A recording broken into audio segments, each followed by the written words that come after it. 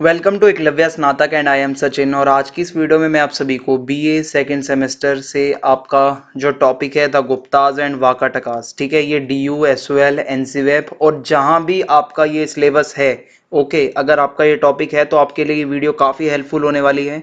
English में आपको explanation मिलेगी इस वीडियो के अंदर। इट मीन्स जो कंटेंट है वो पूरा इंग्लिश में होगा। तो आइए वीडियो को स्टार्ट करते हैं। आपको बता दूं, हिंदी मीडियम का कंटेंट ऑलरेडी बना दिया है, इसका लिंक आपको डिस्क्रिप्शन में दे दिया जाएगा। History, EVS, ACC, MIL Hindi वगैरह हमने पढ़ा रखा है ऑलरेडी, इसका लिंक आप डिस्क्रिप्शन में चेक कर लीजिए। सिलेबस की बात करें तो यूनिट 1 मैंने आपको पढ़ा दी है, सर्वे ऑफ द सोर्सेज, ठीक है। अब जो हम आज पढ़ने वाले हैं वो सेकंड यूनिट है जिसका नाम है the Guptas and Vakatakas, state and administration, economy, society, religion, literature, art. Okay, so चलिए फिर आगे बढ़ते हैं। बाकी के टॉपिक्स भी आपको जल्द से जल्द प्रोवाइड करवा दिए जाएंगे। आपको बता दूं कि आप मुझे इंस्टाग्राम पे मैसेज भेज सकते हैं अगर आप कुछ भी पूछना चाहें। मेरा यूजर नेम आप सभी के सामने लिखा हुआ है। और तो let's start with introduction. So the period from the 4th to 7th centuries, ठीक है, 4th सेंचुरी से 7th सेंचुरी के बीच का ये जो पीरियड है is important in ancient Indian history as it was a transitional period in terms of political, social, economic, religious and cultural histories. So यहाँ पे एक ऐसा ये ट्रांजिशनल, ठीक है, ट्रांजिशनल पीरियड माना जाता है। अगर हम देखें, पॉलिटिकल चेंजेस आ रहे थे, सोशल, इकोनॉमिक, रिलीजियस चेंजेस आने लगे थे और कल्चरल चेंजेस भी आ रहे थे। So the period has been debated and a rich historiography is available for the study of this period. काफ़ी अच्छे खासे सोर्सेज हैं हमारे पास इस पीरियड को पढ़ने के लिए। A brief outline on the major schools of historical writings would familiarise us with the shifts in the study of India of the Guptas and Harsha. So ये एक तरीके से आपको बता दूं कि ये पूरा जो पीरियड है इस पे काफ़ी डिबेट होती है। ओके, जैसे कि गुप्ता पीरियड जो था, क्या वो गोल्डन एज था या नहीं था, क्या ये सिर्फ एक मिथ था। सो ये बहुत से ऐसे डिबेटिंग टॉपिक्स हैं। सो फर्स्ट ऑफ ऑल, ये जो आज हम चैप्टर पढ़ने वाले हैं उससे पहले मैं आपको बता दूं कि आप अगर ये मैप्स देख लोगे, ठीक है, मैप की लोकेशंस देख लोगे तो आपको काफ़ी फायदा मिलेगा। सो जो आपको ऐसी लाइंस दिख रही हैं जहां जहां पे भी, ठीक है, जैसे कि आप ये यहाँ से देख सकते हो इसको इस तरीके से, और ये ऊपर से आ रही है ये डॉट डॉट वाली, ये है boundaries of Gupta empire. Okay, ये गुप्ता एम्पायर की बाउंड्रीज हैं। तो आप देख सकते हो कि कहाँ तक ये फैला हुआ था। और वहीं आपको ये जो डार्क वाली लाइन दिख रही है जो नीचे की तरफ आ रही है, ये समुद्रगुप्त जो थे उन्होंने कैसे अपना कैंपेन साउथ इंडिया तक वो ले गए थे वो दिखाया गया है। इसके साथ ही ये जो वाकाटकास का एरिया है ये याद रखना, ये हम अंदर पढ़ने वाले हैं, मैं आपको पढ़ाऊंगा। ओके, सो आइए फिर अब हम आगे बढ़ते हैं। So after the breakup of the Maurya empire, ठीक है, the Satavahanas and Kushans emerge as the two large powers. Mauryan empire के बाद सतवाहनास और कुशान्स हमारे सामने आते हैं।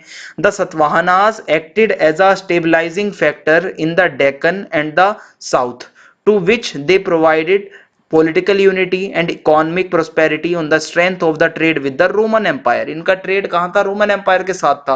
और इन्होंने डेक्कन में और साउथ में एक पॉलिटिकल यूनिटी बनाए रखी। The Kushans perform the same role in the north, और नॉर्थ के अंदर जो कुशान्स थे उन्होंने इस रोल को निभाया। So both these empires came to an end in the mid 3rd century. सो ये जो 3rd सेंचुरी आती है, मिड 3rd सेंचुरी आते आते तक ये एम्पायर्स का एंड हो जाता है। अब उसके बाद क्या होता है? Their origin and original home cannot be determined with certainty. यानी कि अगर हम यहाँ पे गुप्तास की बात करें तो कोई ऐसा ओरिजिन, ठीक है, इनका स्पेशली कुछ ऐसा मतलब पक्का नहीं बताया जाता, लेकिन ऐसा माना जाता है कि they were initially a family of land owners, यानी कि ये लैंड ओनर्स की फैमिली में से थे, who acquired political control in the region of Magadh, जो कि मगध के आसपास के रीजन्स पे कंट्रोल था इनका। So the first Gupta ruler of consequence was Chandragupta first. Okay, जो चंद्रगुप्त फर्स्ट हैं, by marrying a Licchavi princess, ठीक है, लिच्छवी प्रिंसेस के साथ भाई इनकी शादी हो जाती है, ठीक है। और उसके बाद अगर आप यहाँ पे देखोगे, he sought to gain in prestige though Vaishali does not appear to have been a part of his kingdom. Vaishali नहीं था इनके किंगडम का पार्ट, ऐसा बताया जाता है। So his rule remained confined to Magadh, Magadh तक था इनका rule, and parts of eastern Uttar Pradesh, Saket and Prayag, यहाँ तक इनका था भाई rule. He took the title of Maharaja Dhiraj, ठीक है, और इसका जो टाइटल था वो महाराजा धीराज का था। और ये कब आते हैं भाई? ये है मतलब 319 से 20 के आसपास का टाइम माना जाता है कि ये जब आते हैं, गुप्ता एरा जो है ये स्टार्ट होता है। सो यहाँ पे अगर देखोगे, so it was thought that the family ruled a small principality in Magadha, एक छोटा पॉलिटिकल कंट्रोल था इनका मगध में, but recent opinion supports the western Gangas plain as a base. लेकिन कुछ लोग ऐसा भी मानते हैं कि जो वेस्टर्न जो गंगेटिक प्लेन्स है वहां से इनका स्टार्ट होता है। So the name could indicate that they were of the Vaishya caste, ऐसा माना जा सकता है कि ये जो गुप्ताज हैं वो वैश्या हों, ठीक है, वैश्य से आते हों। यानी कि हम कास्ट सिस्टम पढ़ चुके हैं, ब्राह्मणास, क्षत्रियास, वैश्यास, शूद्रास। सो माना जाता है कि हो सकता है ये वैश्यास हों, पर कुछ हिस्टोरियंस इनको ब्राह्मण भी कह देते हैं। So different titles are recommended for the different varnas by the Dharmashastras, Dharmashastra के अंदर अलग अलग वर्ण्स के लिए, ठीक है, अलग अलग टाइटल्स हैं। जैसे कि द टाइटल शर्मन और auspicious is recommended for the Brahmanas, और वर्मन और आर्मोर फॉर द क्षत्रिया, गुप्ता और hidden also protected for the वैश्या, इनको गुप्ता, द हिडन्स और प्रोटेक्टेड, ये वैश्यास के लिए टाइटल यूज हो रहा है। एंड दासा, सर्वाइल फॉर द शूद्रास, तो ये धर्मशास्त्र के अंदर दिया हुआ है। Although the Gupta Empire was not as large as the Mauryan Empire, it kept North India politically united for over a century from 335 to 455। एक सेंचुरी तक इन्होंने नॉर्थ इंडिया को पॉलिटिकली यूनाइटेड रखा। The original kingdom of the Guptas comprised UP, Bihar at the end of the third century, UP Bihar तक इनका kingdom आ चुका था। सो अब इसके जो फर्स्ट रूलर अगर हम यहाँ पे देख सकते हैं कि जो चंद्रगुप्त फर्स्ट हैं, ठीक है। So the dynasty came into its own with the accession of Chandragupta first. Chandragupta first जो है यहाँ पे आते हैं, जो कि मतलब अगर आप यहाँ पे देखोगे, who made his kingdom more than a mayor principality. Chandragupta first जो है इनकी शादी होती है लिच्छवी फैमिली में, ठीक है, जो कि आप यहाँ पे देखोगे कि ये एक गण संघ था नॉर्थ बिहार के अंदर। So Chandragupta first seems to have been a ruler of considerable importance because he started the Gupta era in AD 319 to 20, ठीक है। यहाँ पे इसका ये मतलब इसकी स्टार्टिंग मानी जाती है, which marked the date of his accession, ये डेट मानी जाती है कि भाई यहाँ से इनका स्टार्ट हो जाता है। सो he married a Licchavi princess, ये मैंने आपको बता ही दिया है, इनकी शादी होती है जो कि in all probability from Nepal, हो सकता है वो नेपाल की हो, ठीक है। सो ऐसे में क्या है कि अगर ये किसी और से शादी कर रहे हैं, सो इनके पॉलिटिकल भी रिलेशन हो जाते हैं भाई इस तरीके से। सो ये कहीं ना कहीं पॉलिटिकली बेनिफिट्स मिलते हैं, ठीक है, ऐसे अगर शादी होती है। फिर उसके बाद जो इनके जो अगले जो अब रूलर आते हैं वो है समुद्रगुप्त। समुद्रगुप्त को क्या कहा जाता है कि आप कमेंट बॉक्स में बता सकते हो। इनको एक नाम दिया जाता है, अगर आप बता सकते हो तो मैं देखना चाहता हूँ। The Gupta kingdom was enlarged enormously by Chandragupta son, ये चंद्रगुप्त के बेटे थे जिनका नाम था समुद्रगुप्त, ओके। इनका टाइम पीरियड माना जाता है 335 से 380 तक का। And he was the opposite of Ashoka. Ashoka last तक आते आते उन्होंने पीस की पॉलिसी को अपना लिया था, नॉन एग्रेशन को, नॉन वायलेंस को अपना लिया था। जहां तक कि अगर हम देखें जो समुद्रगुप्त हैं ये बिल्कुल अपोजिट थे। Samudragupta delighted in violence and conquest, कब्जा करने में, वायलेंस करने में ये आगे थे। His court poet Harishena, Harishena इनके कोर्ट पोएट थे, wrote a glowing account of the military exploits of his patron। किस तरीके से जो समुद्रगुप्त ने किस तरीके से अपनी मिलिट्री से जो जो मतलब सक्सेस हासिल करी, वो सारी चीजें हरिशेन ने लिखी। ये सारी बातें एक लॉन्ग इंस्क्रिप्शंस में लिखी हुई हैं, और ये जो लॉन्ग इंस्क्रिप्शन है इसको इलाहाबाद इंस्क्रिप्शन भी कहा जाता है, ठीक है। और इसको अगर आप देखोगे the inscription is engraved at Allahabad, ये इलाहाबाद के अंदर जो है जो पिलर है वहां पे इसको इनग्रेव किया हुआ है। और वहीं जो इंस्क्रिप्शंस अशोका के भी हैं, okay, he was chosen by his father as his successor because of his qualities that would make him into a good king। इनको इनके फादर ने ही चुना था कि अपना सक्सेसर वो इन्हीं को बनाना चाहते थे क्योंकि इनकी क्वालिटी थी अंदर। The military achievements of Samudragupta contain a long list of kings, ठीक है, बहुत से किंग्स को हराया था इन्होंने। And Samudragupta proceeded through the eastern and southern parts of Madhya Desh to Orissa, okay, यहाँ से इन्होंने मतलब कैसे कैसे कब्जा किया। And then advanced along the eastern coast, eastern coast तक चले गए। And reached Kanchi and beyond and return to his capital by way of Maharashtra and Khandesh. तो भाई ये सारी जगह जगह पे इन्होंने अपने कैंपेन लेके गए और कैसे कैसे ये सभी को डिफीट किया इन्होंने। So after this conquest he performed Ashwamedha yagya, यानी कि अश्वमेघ यज्ञ जो होता है वो इन्होंने परफॉर्म किया था।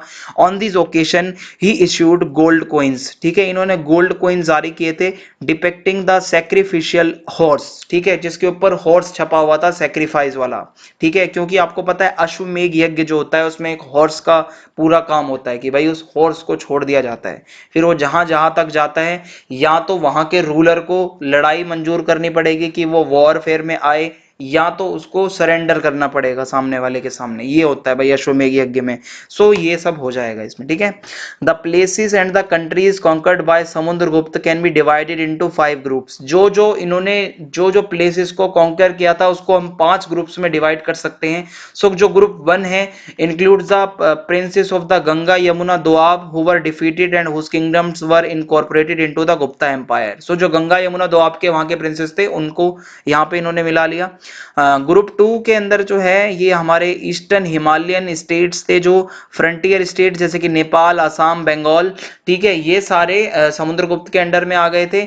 It also cover some republics of Punjab, so ये भी इसमें आ गए थे। ग्रुप 3 की बात करें सो इसमें फॉरेस्ट किंगडम जो कि विंध्या रीजन के अंदर थे, ऑल्सो नोन एज अताविका राज्यास, ये भी समुद्रगुप्त के अंदर आ गए थे। ग्रुप 4 जो है इसके अंदर 12 rulers of eastern Deccan and south India who were conquered and liberated. Samudragupta's arm reached as far as Kanchi in Tamil Nadu, भाई तमिलनाडु तक भी ये चले गए थे।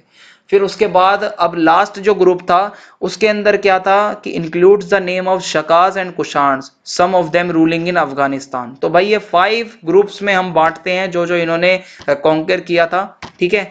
अब उसके बाद जो इसके बाद जो नेक्स्ट रूलर आते हैं वो है चंद्रगुप्त सेकंड।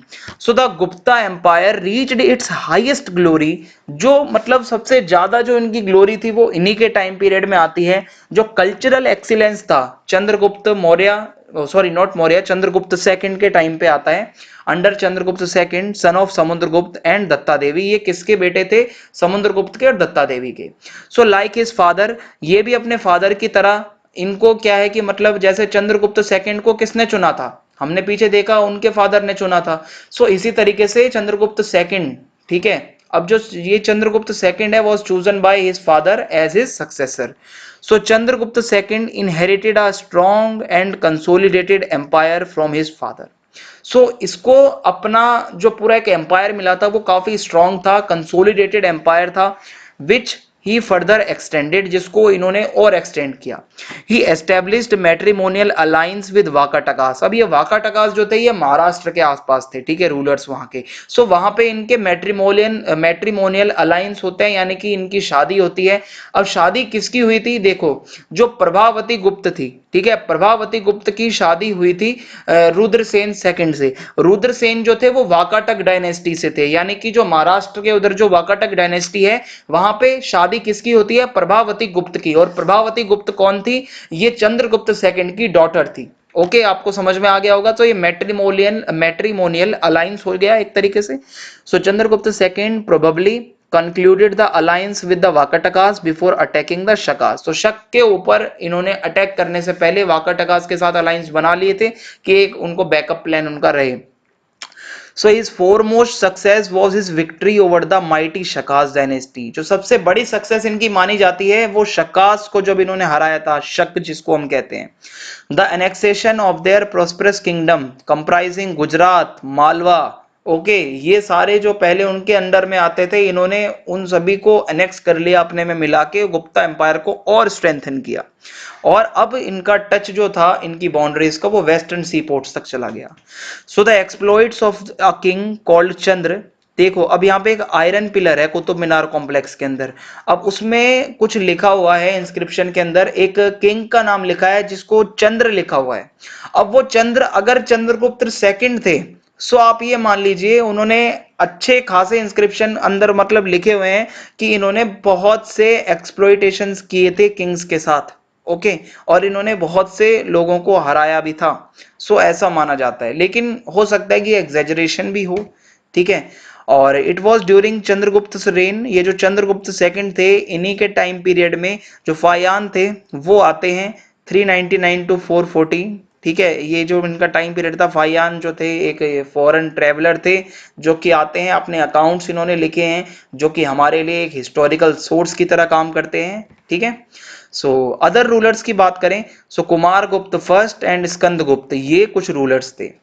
उसके बाद एक थोड़ी सी इंफॉर्मेशन है, द डेथ ऑफ स्कंद गुप्त in about 467 was followed by a succession of various Kings.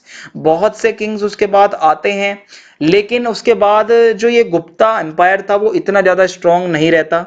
अब major blow to Gupta power came towards the end of the 5th century. 5th century तक आते आते ये गुप्ता एम्पायर कमजोर हो जाता है।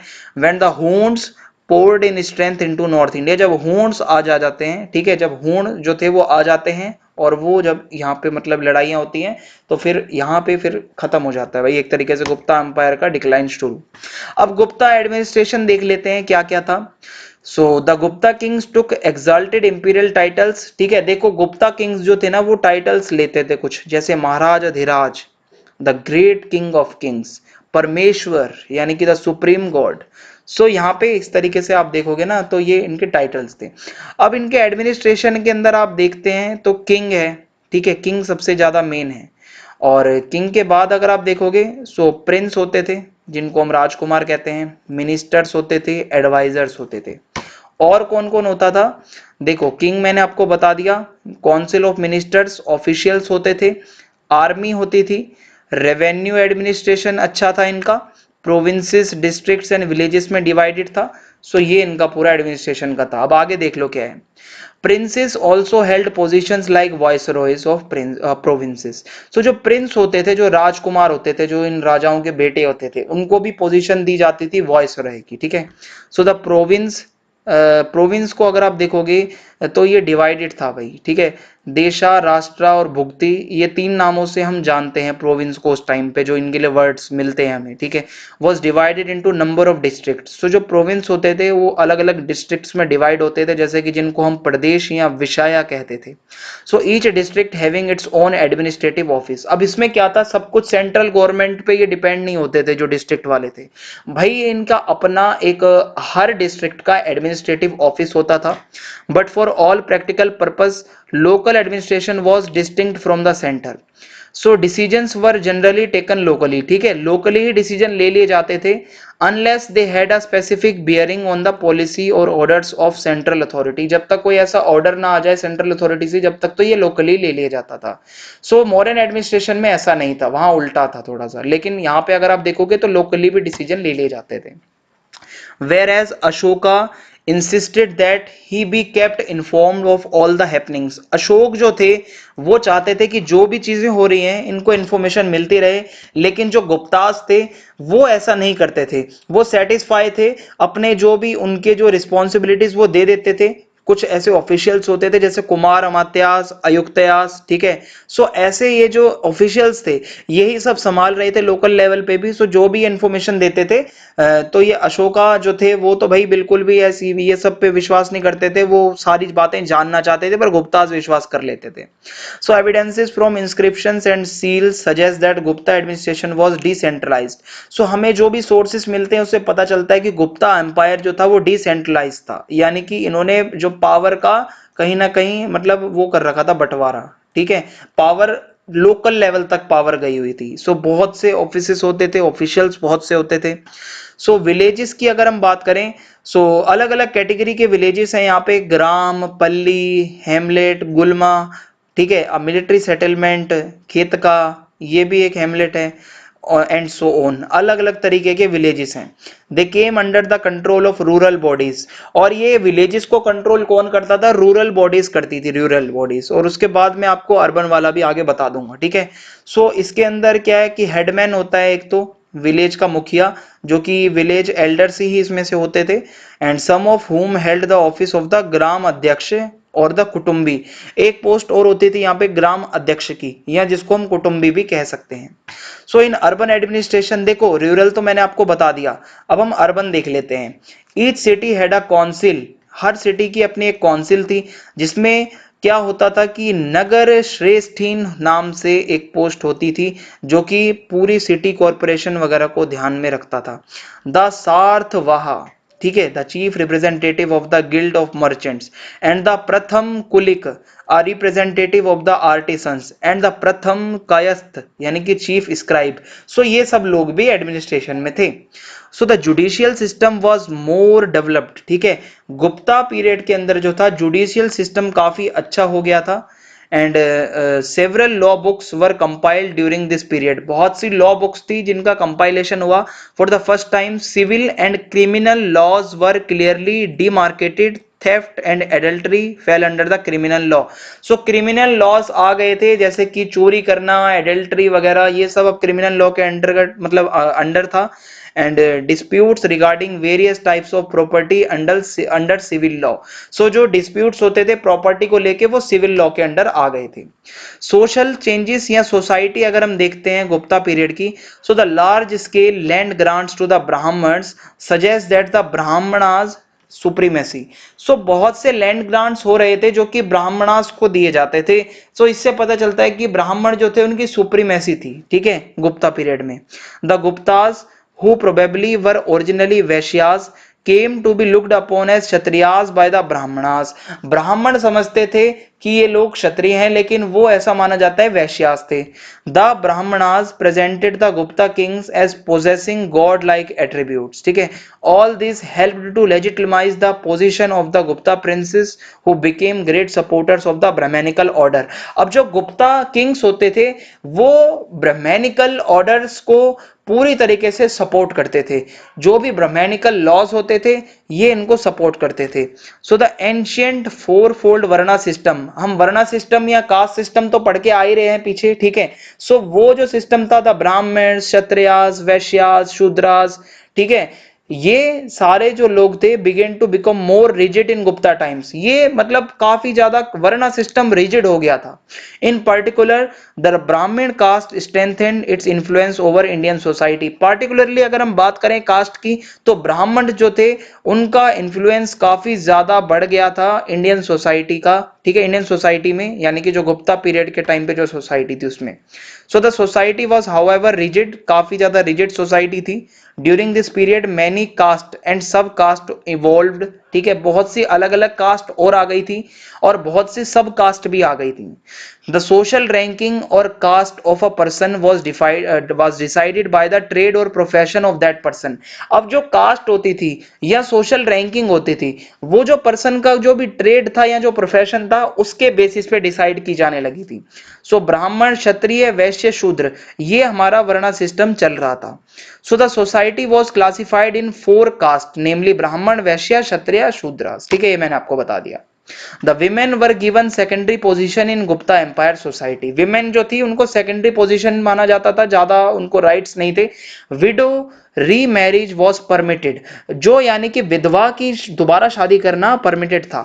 The incidents of sati were rare, sati के जो इंसिडेंट्स थे वो काफी रेयरली हमें मिलते हैं गुप्ता पीरियड में। The practice of untouchability had become a regular phenomena during this period. So जो untouchability थी वो बहुत ज्यादा बढ़ गई थी। they were the अंत्यजास और untouchables। untouchables का यहाँ पे हमें मतलब पढ़ने को मिलता है गुप्ता पीरियड में। they were considered impure, इनको impure माना जाता था। even their touch was considered impure, उनको उनका अगर टच भी हो जाए कुछ, ठीक है, तो वो impure माना जाता था। उनकी फिजिकल प्रेजेंस जो होती थी वो भी अलाउड नहीं थी कहीं पे आने जाने की। द चंडालास, ठीक है, the Charmakaras and similar groups were considered impure and outcast. ये चर्मकार, चंडाल और ये अनटचेबल्स के अंदर जो भी ये ग्रुप्स आते थे इनको माना जाता था कि ये आउटकास्ट हैं, ये इम्प्योर ग्रुप्स हैं, ठीक है। सो ब्राह्मणिकल ऑर्डर था पूरा सोसाइटी के अंदर। सोशल ग्रुप्स की मिजरेबल कंडीशन थी बहुत ज्यादा, ऐसे जो थे लोअर जो पोजीशन में थे। द पोजीशन ऑफ विमेन और हायर वर्णास वाज लो। सो जो विमेन थी हायर वर्णास की उनकी पोजीशन काफी लो थी। ऑल्दो हमें ये सुनने को मिलता है कि कुछ ऐसी पर्सनैलिटीज भी थी जैसे कि वाकाटक क्वीन प्रभावती गुप्त, ठीक है, जो हम पीछे अभी पढ़ के आए थे। सो ये जो थी इन्होंने बहुत से लैंड ग्रांट किए हैं, इनके पास थी कुछ फ्रीडम, इनके पास पावर भी थी, लेकिन जरूरी नहीं कि all women were so privilege, ठीक है। सो ये हो जाएगा। Now if we talk about Gupta economy, so there are 3 headings. Trade, agriculture and guild system. So one by one हम इस तीनों को डिस्कस करते हैं, आ जाओ। So trade was carried on both through the land as well as the coastal route. So land के through भी और कोस्टल रूट्स के थ्रू भी ट्रेड हो रहा था। India had trade relations with both the eastern and the western countries. So ये तो आपको समझ आ ही रहा होगा। India maintained regular maritime relation with Sri Lanka, यानी कि जो सिलोन था उस टाइम पे, Persia, Arabia, Byzantine empire, Africa and even further west. So यहाँ तक चल रहा था भाई, बढ़िया relation. India also developed commercial relations with China, Burma and south east Asia, यहां तक भी पहुंच चुका था। The important trade items were silk, ठीक है, spices of various kind, textiles, metals, ivory, C produce etcetera, ठीक है, leather goods, fur, iron products, pearl, ठीक है, indigo were major export items. So ये हो जाएगा। Some important sea ports of the Gupta period were, कुछ इंपॉर्टेंट सी पोर्ट्स के नाम याद रख लेना। ताम्रलिप्ति, अरिकमेदु, ठीक है, अरिकमेदु, कावेरीपट्टनम, बारबरिकम, मुजिरिस, प्रतिष्ठाना, सोपारा, भृगु, कच्छा, ठीक है, ये सब आपके इंपॉर्टेंट सी पोर्ट्स थे। एग्रीकल्चर की बात करें, काफी फर्टाइल लैंड था, इरिगेशन अच्छा था, सो कोई दिक्कत नहीं थी, एग्रीकल्चर सही हो रहा था। गिल्ड सिस्टम एक और इंपॉर्टेंट टॉपिक है इकोनॉमी का। So in ancient history the glimpses of guild system are seen in Jataka tales. जो जातक टेल्स हैं वहां हमें गिल्ड सिस्टम का पता चलता है। So guilds refer to organisations of artisans, artisans के ऑर्गेनाइजेशंस को ही हम गिल्ड कहते हैं। एंड ट्रेडर्स, ठीक है, ट्रेडर्स के ऑर्गेनाइजेशन को गिल्ड कहते हैं। Which have high place in the society, इनका सोसाइटी में हाई प्लेस था। In Gupta era the activities of guilds one increase and these activities are recorded in various literature. So Gupta period के अंदर guild की जो एक्टिविटीज थी वो इंक्रीज होती है और ये सारे रिकॉर्ड्स हमें लिटरेचर में, इंस्क्रिप्शंस में, क्ले सील्स में देखने को मिलते हैं। There is a mention of guild, ठीक है, there is a mention of guild of architects in Raghuvamsha, ठीक है, आर्किटेक्ट्स के भी गिल्ड होते थे। The Indore copper plate inscription mentions about a guild of oilman, oilmans के भी गिल्ड थे भाई। ये हमें कहां से पता चलता है? इंदौर का जो कॉपर प्लेट इंस्क्रिप्शन है।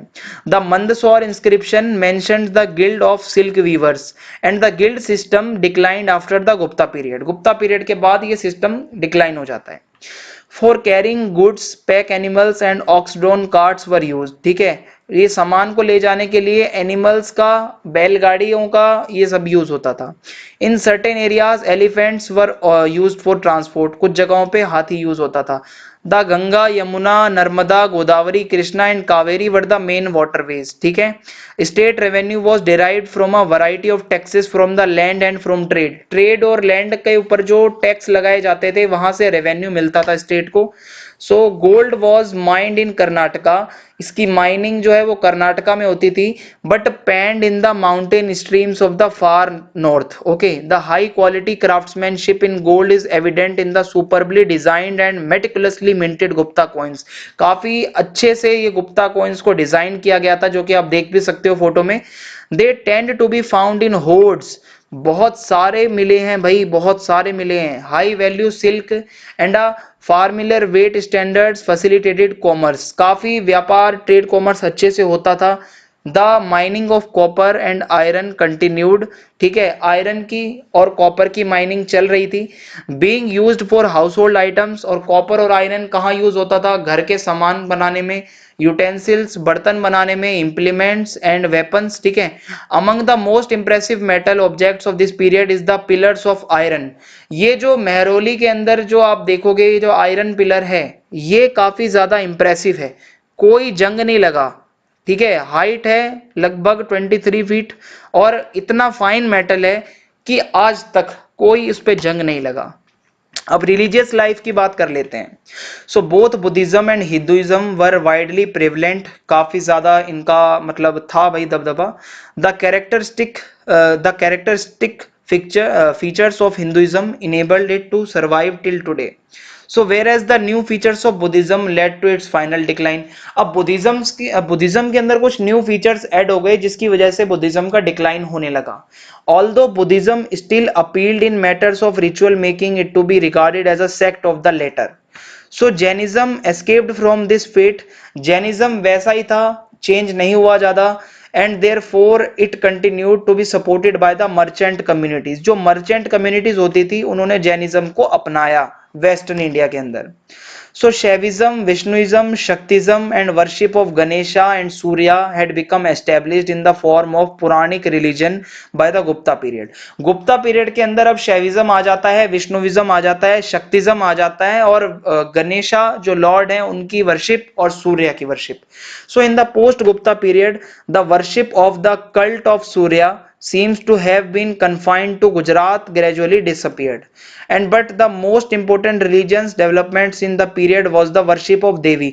देवी की पूजा होने लगी थी जो कि फीमेल डाइटीज होती थी। ठीक है, अब इसमें कौन कौन है? द शक्ति शक्ता cult, ठीक है। द शक्ति शक्ता cult become not only the fundamental belief in many religious sects but gradually attained a dominant status। जो शक्ति शक्त cult था ये काफी ज्यादा डोमिनेंट हो गया, ये जो सेक्ट था। ठीक है, the consorts of male deities were worshipped. जो मेल देवताएं, जो मतलब मेल देवता होते थे, उनकी जो वाइफ्स थी उनकी भी पूजा होने लगी थी, such as Lakshmi the consort of Vishnu, और पार्वती, काली, Durga who were various consorts of Shiva। so इनकी भी अब जो है वर्शिप होने लगी। Buddhism was also influenced by tantric beliefs and rites. So Buddhism के ऊपर भी तांत्रिक बिलीफ्स का इन्फ्लुएंस देखने को मिला। तांत्रिक influence on Buddhism can be seen in the emergence of Vajrayana. Vajrayana sect जो है ये बुद्धिज्म का ही सेक्ट था जिसका एमरजेंस हो जाता है एंड ईस्टर्न इंडिया के आसपास। Of all the Brahmanical sects, Vaishnavism became the most popular under the patronage of Gupta rulers। Gupta rulers के टाइम पे सबसे ज्यादा जो पॉपुलर सेक्ट था वो वैष्णविज्म था। So it spread in different parts of the country. अलग अलग कंट्री के पार्ट्स में ये सेक्ट, ये जो था हमारा सेक्ट, ये फैल गया, वैष्णविज्म चला गया साउथ ईस्ट, ठीक है, एशिया तक भी चला गया। So among those who practice religion in a serious manner two sects came into existence. दो तरीके के सेक्ट आ गए थे अब हिंदुइज्म के, वैष्णविज्म और Shaivism. So broadly speaking the first was most prevalent in north, मतलब नदर्न इंडिया।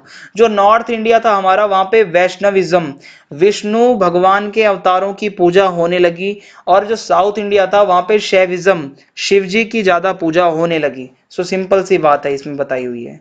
आर्ट की बात कर लेते हैं अब हम। सो the Gupta period is called the golden age of ancient India, लेकिन इकोनॉमिक फील्ड के अंदर नहीं थी। यहाँ पे जो आर्ट, लिटरेचर, साइंस, टेक्नोलॉजी, इसका जो डेवलपमेंट हुआ, यहाँ से हम इसको गोल्डन एज मानते हैं। ठीक है, और however the Gupta's possessed a large quantity of gold whatever its source, and they issued the largest number of gold coins। ठीक है, and princes and the rich could divert a part of their income to support those who were engaged in art and literature।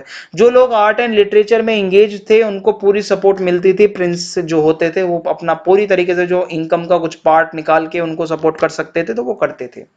Both Samudragupta and Chandragupta second were patrons of art and literature. Samudragupta and Chandragupta के time period में बहुत ज्यादा development हुआ art and literature का। Samudragupta is represented on his coins playing the lewd, यानी कि वीणा बजाते हुए समुद्रगुप्त को उनके कॉइन्स में दिखाया गया है। So during the Gupta period, a life-size copper image of the Buddha of more than 6 feet was made। ठीक है, बुद्धा की एक ऐसी इमेज जो कि 6 फीट की थी लगभग, वो बनाई जाती है। It was discovered at Sultanganj near Bhagalpur, Bhagalpur के आसपास ये मिली है। And now displayed in Birmingham, और आज के टाइम पे ये बर्मिंघम में है, यानी कि यूके में। So during the Gupta period, beautiful images of Buddha were fashioned at Sarnath and Mathura. Mathura और सारनाथ में बुद्धा की जो इमेजेस थी ब्यूटीफुल, वो अब बनने लगी थी। बुद्धिस्ट आर्ट जो है हमें गुप्ता टाइम्स का, वो अजंता की पेंटिंग्स में देखने को मिलता है, काफी अच्छा एग्जांपल है। So the Gupta period was poor in terms of architecture. Architecture ज्यादा अच्छा नहीं था। only few temples we can see which were made up of brick। okay, और ये यूपी में मिलते हैं, मतलब जो मिले हैं हमें, ठीक है, स्टोन टेम्पल मिला है। The Buddhist university at Nalanda was set up in the 5th century। ये जो 5th सेंचुरी में ये जो यूनिवर्सिटी ये जो एस्टेब्लिश हुई थी, इसके जो अर्लीस्ट स्ट्रक्चर हैं वो मिट्टी के बने, सॉरी ब्रिक्स के बने थे, जो कि इसी टाइम पीरियड से रिलेटेड हैं। So as the Guptas supported Brahmanism. देखो हमने ये तो पढ़ ही लिया है कि गुप्तास जो थे वो ब्राह्मण्स को पूरा सपोर्ट करते थे। सो ऐसे में images of Vishnu, Shiva and some other Hindu gods were fashioned for the first time during this period. हर मंदिर में लगभग ये इमेजेस अब देखने को मिल रही थी। थी। At many places the entire pantheon is portrayed with the chief god at the centre surrounded by his retainers and subordinates. So यहाँ पे जो भी मंदिर थे वहां पे ये सभी अब हिंदू गॉड्स की जो भी मतलब जो इमेजेस वगैरह थी, जो पेंटिंग्स वगैरह थी और मूर्तियां थी वो हमें देखने को मिल रही थी। लिटरेचर की अब हम बात करते हैं। सो सेक्युलर लिटरेचर था इस टाइम पे, बहुत सा ऐसा जो लिटरेचर भी है हमें देखने को मिलता है जिनका कंपाइलेशन हुआ जो कि सेक्युलर लिटरेचर था। विष्णु पुराण, वायु पुराण, भागवत पुराण, ब्रह्मानंद, ठीक है, ब्राह्मण पुराण एंड हरिवंश पुराण, ये इसी टाइम पे इनका काम हुआ। एंड द फेमस नाट्य शास्त्र ऑफ भरत, ठीक है, and a foundational treatise on dance, drama and poetry can be possibly be dated to this times. ये इसी टाइम की बातें हैं सारी। कालिदास, जिसको हम सभी जानते हैं इनको, the poet in the court of Gupta emperor Chandragupta second, ठीक है, चंद्रगुप्त सेकंड के कोर्ट पोएट में कालिदास भी थे। Was an extra ordinary poet, काफी ज्यादा अच्छे पोएट थे, ड्रामेटिस्ट भी थे, जो कि इन्होंने बहुत से ड्रामाज लिखे, प्लेज लिखे, जैसे कि अभिज्ञान शकुंतलम, ठीक है, एंड उनकी जो एक लिरिकल पोएम है मेघदूत, ये काफी अच्छे एग्जाम्पल्स हैं संस्कृत ड्रामा एंड पोएम्स के। फिर उसके बाद है, ये मैंने आपको बता ही दिया है, सेक्युलर लिटरेचर वगैरह था, ठीक है, ये हम पढ़ चुके हैं। माघ की जो है Shishupala Vadha and the Bhatti Kavya and somewhat later Bhavabhuti's Malati Madhava, ठीक है, are important examples of classical work in Sanskrit. So the Mrichchhakatika, ठीक है, मृच्छ कटिकम भी कहते हैं, ठीक है, बाय शूद्रक, ये शूद्रक ने इसको मतलब किया था। उसके बाद क्या है कि हमें अर्बन लाइफ के बारे में बताता है, ठीक है, मृच्छ कटिकम। विशाख दत्त ने जो है यहाँ पे अगर आप देखोगे कि मुद्रा राक्षस, ठीक है, इसको इन्होंने ही मतलब लिखा था मुद्रा राक्षस को। एक प्ले था ये on the overthrow of the Nanda king and in Devi Chandragupta and on the bid for power bye Chandragupta second, ये सारी बातें इन्होंने मुद्रा राक्षस के अंदर लिखी हैं। सो बाण भट्ट, ठीक है, इन्होंने जो है हर्षचरित यहाँ पे लिखते हैं ये, जो कि काफी अच्छा एग्जाम्पल है बायोग्राफी और संस्कृत फ्रेसिस का। Classical Sanskrit was the language of the court. So Guptas की जो कोर्ट लैंग्वेज थी वो क्लासिकल संस्कृत थी। The two great epics Ramayana and Mahabharata were almost completed by the 4th century AD, ठीक है, although the epics and Puranas seem to have been compiled by the Brahmanas, they represent the Kshatriya tradition. यानी कि उसमें बताया तो क्षत्रियों के बारे में गया है ज्यादातर रामायण और महाभारत में, लेकिन ये लिखे ब्राह्मण ने। So the emergence of other states, अब कुछ अदर स्टेट्स के बारे में भी हमें थोड़ा थोड़ा पढ़ना है। द वाकाटक्स के बारे में पढ़ाऊंगा, द मैत्रकास के बारे में पढ़ाऊंगा, द डेक्कन एंड तमिलकम के बारे में आपको बता दूंगा। सो द वाकाटकास अभी हम पीछे भी पढ़ के आए थे। सो द वाकाटकास ऑफ विदर्भ, ठीक है, विदर्भ जो है आज के टाइम पे महाराष्ट्र का जो पूरा एरिया है, आप मान लो लगभग महाराष्ट्र में आता है।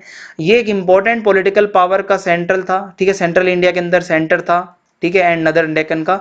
The Satavahanas in peninsular India were succeeded by the Vakataka. Satavahana के बाद जो है वाकाटकास आते हैं जो कि डेक्कन को रूल करते हैं more than 2.5 centuries, and the Vakatakas were the contemporaries of Gupta in northern India. Gupta period के टाइम पे ही ये वाकाटकास भी थे, ठीक है। So in the Puranas the Vakatakas are referred to as the Vindhyakas. तो पुराण के अंदर लिखा हुआ है जो वाकाटक लोग हैं उनके लिए विंध्यकास शब्द का यूज किया गया है। They were Brahmans and promoted Brahmanism, ये ब्राह्मण थे, ठीक है, however they also patronised Buddhism culturally, ठीक है। The Vakataka kingdom became a channel for transmitting Brahmanical ideas and social institutions to the south. The Vakatakas entered into matrimonial alliances with the Guptas. Guptas के साथ इनके matrimonial alliances थे, हमने पीछे पढ़ाई था। द नगाज ऑफ पद्मावती, ठीक है, the Kadambas of Karnataka and the Vishnukundins of Andhra, ये सब और भी कुछ इसी टाइम के थे। The Vakatakas patronised art culture and literature, इन्होंने भी बहुत ज्यादा भाई इसको फैलाया, आर्ट कल्चर एंड लिटरेचर को स्प्रेड किया।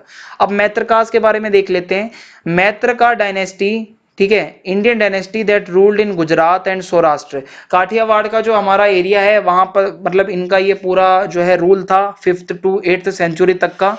It's founder Bhatarka was a general who taking advantage of the decay of the Gupta empire. Gupta empire के डिक्लाइन के बाद का जो एडवांटेज है वो ये उठा रहा था।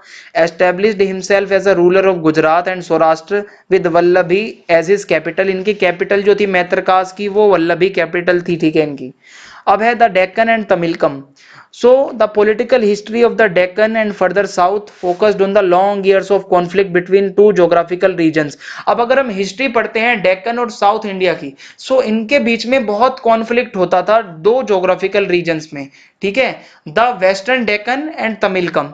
अब अगर आप यहाँ पे देखोगे कि ये इस तरीके से हमारा ये पूरा इंडिया का कुछ मैप दिखता है नीचे से, जो वेस्टर्न डेक्कन है हमारा, ठीक है, ये और जो ये साउथ वाले थे, इनके बीच में कॉन्फ्लिक्ट चलते रहते थे। Okay, the vast plateau areas enclose by mountains along the coast on the one hand and the fertile plains. भाई यहाँ पे आप देखोगे कि थोड़ा माउंटेनियस ये एरिया है, और यहाँ पे आप देखोगे कि थोड़ा फर्टाइल लैंड था भाई, चेन्नई वगैरह का। सो इसको लेके आपस में बहुत से कॉन्फ्लिक्ट्स होते थे। ये आप मैप में भी देख सकते हो, ठीक है, कि किस तरीके से ये वाकाटकास थे आपके, ठीक है, यहाँ पे ये वाकाटकास थे आपके, आप देख सकते हो। और यहीं पे अगर आप नीचे देखोगे तो आपको बाकी के भी जो किंगडम्स थे उस टाइम पे आपको नजर आ जाएंगे, ठीक है। शकास का जो था वो यहाँ पे था, ये वल्लभी वाला अभी हम पीछे पढ़ के आए हैं, ठीक है, मैत्रकास वाला, ठीक है। तो इस तरीके से ये आपका पूरा चल रहा था। सो यही था आज की इस वीडियो में। आई होप आपको ये वीडियो पसंद आई होगी। चैनल को सब्सक्राइब कर देना अगर वीडियो अच्छी लगी हो। वीडियो को लाइक कर दे, ज्यादा से ज्यादा कमेंट करके जरूर बताएं वीडियो कैसी लगी। ज्यादा से ज्यादा वीडियो को शेयर करिए। जय हिंद, जय भारत। बहुत बहुत धन्यवाद आप सभी।